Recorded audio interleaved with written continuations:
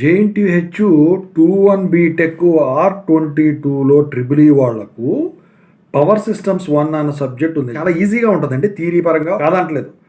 ఇది పాస్ అవ్వడం ఈజీ, కాకపోతే స్కోరింగ్ తెచ్చుకునే సబ్జెక్ట్ అండి ఇది. అది తెలియక జస్ట్ పాస్ మార్కుల కోసం ట్రై చేస్తూ ఉంటారు. అలా చేయదు, ఇందులో చెప్పినట్టు చేయండి, దీని ప్రకారం చేసుకోండి.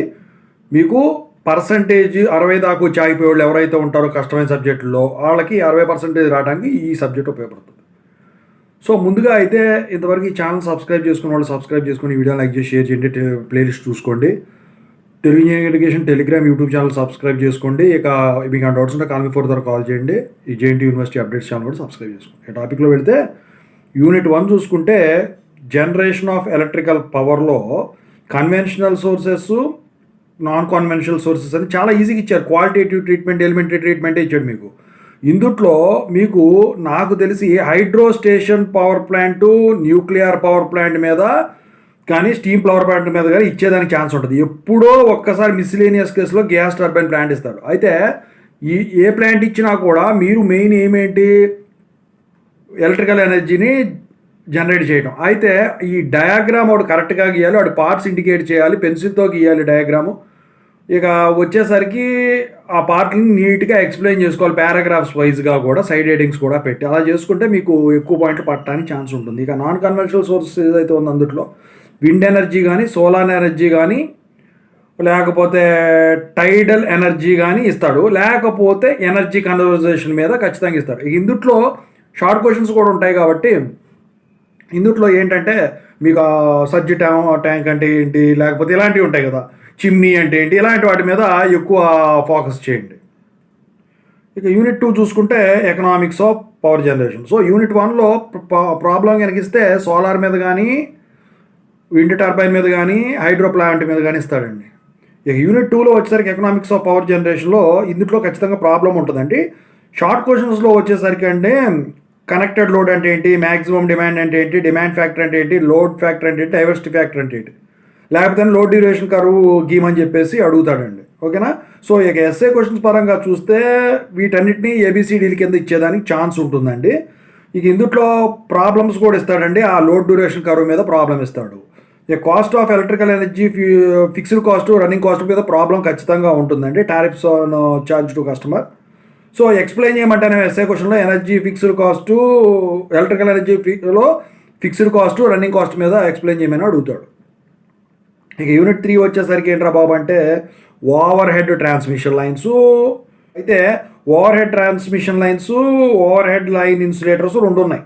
అయితే ఓవర్ హెడ్ ట్రాన్స్మిషన్ లైన్స్ కొంచెం కష్టం అండి మీకు, ఎందుకంటే ఇక్కడ డెరివేషన్స్ ఉంటాయండి. Inductance, capacitance of single phase derivation అడుగుతాడండి కంపల్సరీగా. ప్రాబ్లం కూడా ఇస్తాడండి ఆ కండక్టర్స్ స్పేసింగ్ వీటి మీద, అన్సిమెట్రికల్ స్పేసింగ్ వాటి మీద.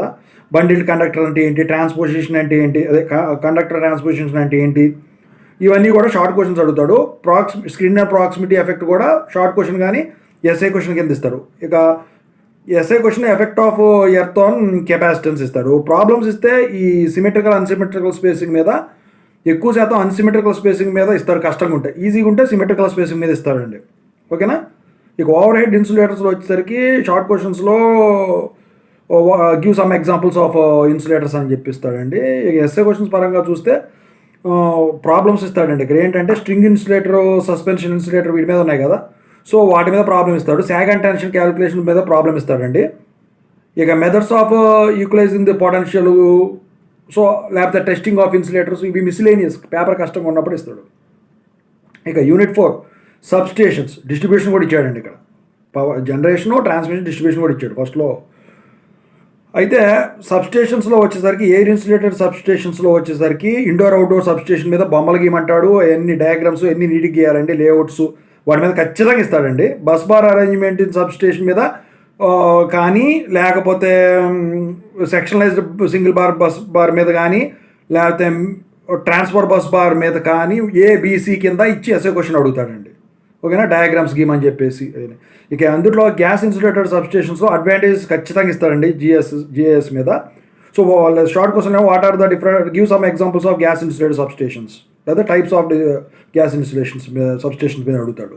ఇక తర్వాత single line diagram of gas insulated substations మీద ఖచ్చితంగా ఉంటుందండి. కంపారిజన్ కూడా ఖచ్చితంగా అడుగుతాడండి. Air insulated substations, gas insulator substations మీద. ఓకేనా. సో ఇక తర్వాత యూనిట్ 5 వచ్చేసరికి డిస్ట్రిబ్యూషన్లో AC distribution, DC distribution. DC డిస్ట్రిబ్యూషన్లో వచ్చేసరికి నాకు తెలిసి ఇందులో ప్రాబ్లం ఇస్తాడండి. ఆ problem voltage drop calculation, comparison కూడా అడుగుతాడండి, DC versus AC underground cable, overhead, అది వాటి మీద.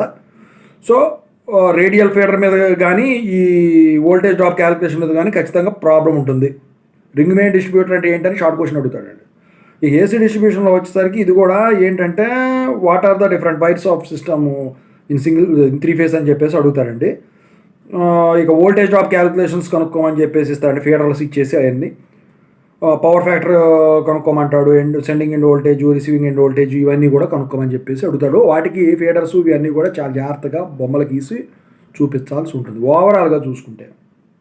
ఇక్కడ యూనిట్ 1 డెడ్ ఈజీ అండి, మీకు చదువుకోండి.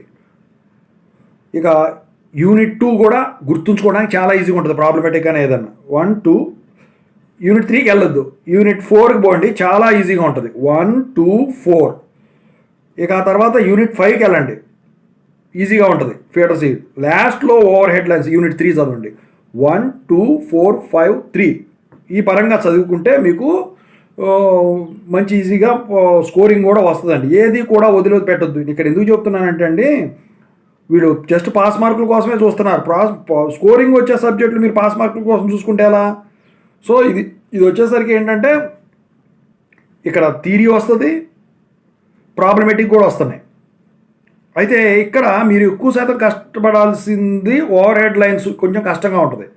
ఈ జనరేషను ఫస్ట్ యూనిట్ కానీ సెకండ్ యూనిట్ కానీ ఏదైతే ఉందో డెడ్ ఈజీ, పాస్ అవడానికి అక్కడికి వచ్చేస్తాయి. 4th యూనిట్ 5th యూనిట్ వచ్చేసరికి స్కోరింగ్కి దోహదపడతాయి. 5th యూనిట్ వచ్చేసరికి సెంట్ అవుట్ ఆఫ్ సెంట్ కావాలరా బాబు మీకు అనుకుంటే ఖచ్చితంగా అయితే వాటికి వెళ్ళండి. ఇక్కడ మీరు గమనించాల్సింది ఒకటి ఉంది. జనరేషన్లో అడిగితే ఫస్ట్ యూనిట్స్లో అడిగితేనేమో ఖచ్చితంగా డయాగ్రామ్స్ ఉండాలి, కర్వ్స్ కూడా కరెక్ట్గా ఉండాలి, వాటి బాడీ పార్ట్స్ మెన్షన్ చేయాలి. డెఫినేషన్ అడిగితేనేమో దానికి సరిపడా డెఫినేషనే రాయాలి, ఎగ్జాక్ట్ ఫార్ములా కూడా వేయాలి. లోడ్ ఫ్యాక్టర్ అంటే ఏంటి, డైవర్సిటీ ఫ్యాక్టర్ అంటే వాటికి. ఓవర్ హెడ్ లైన్స్కి వచ్చేసరికి ఏంటి, అది చాలా టఫ్గా ఉంటుందండి. సర్కిల్స్, కండక్టర్స్ చూపించాలి, చాలా తలనొప్పిగా ఉంటుందండి ఓవర్ హెడ్ లైన్స్. అని ఇన్సులేటర్స్ ఈజీగా ఉంటుంది మళ్ళీ అందుట్లో, అయ్యే ఉంది పోర్సిలిన్ అవన్నీ కూడా. ఇక తర్వాత వచ్చేసరికి సబ్స్టేషన్స్ బొమ్మలు, సింగిల్ లైన్ డయాగ్రామ్స్ అన్నీ గీసి చూపించాల్సి ఉంటుంది మీరు. ఓకేనా. వాటి పార్ట్స్ కూడా చూపించాల్సి ఉంటుంది. ఓకేనా. సో ఇక ఏసీ డిస్ట్రిబ్యూషన్, డీసీ డిస్ట్రిబ్యూషన్లో ఏసీకి డీసీకి కంపారిజన్ ఖచ్చితంగా అడుగుతాడండి. ఓకేనా. సో ఏసీ డిస్ట్రిబ్యూషన్లో, డీసీ డిస్ట్రిబ్యూషన్ ప్రాబ్లం ఈజీ అండి. ఫీడర్స్ లైన్ ఇచ్చినప్పుడు ఆ ఫీడర్ ప్రతిదానికి గీయాలి. మీరు రెడ్యూస్ చేసేది ఆ చివరి నుంచి మొదలెట్టే ఎండింగ్ సైడ్, రిసీవింగ్ ఎండ్ నుంచి సెండింగ్ ఎండ్కి రావాలి. ఏసీ అనుకోండి కొంచెం టఫ్ ఉంటుంది, పవర్ ఫ్యాక్టర్ యాడ్ అవుతుంది దాంట్లో. సో అక్కడ మీరు ఇదవుతుంది. ఓకేనా, అదనమాట.